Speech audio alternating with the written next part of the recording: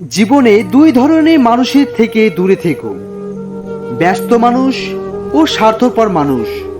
কারণ ব্যস্ত মানুষ নিজের ইচ্ছে মতো কথা বলবে, আর স্বার্থপর মানুষগুলো নিজের দরকারে তোমার সাথে কথা বলবে।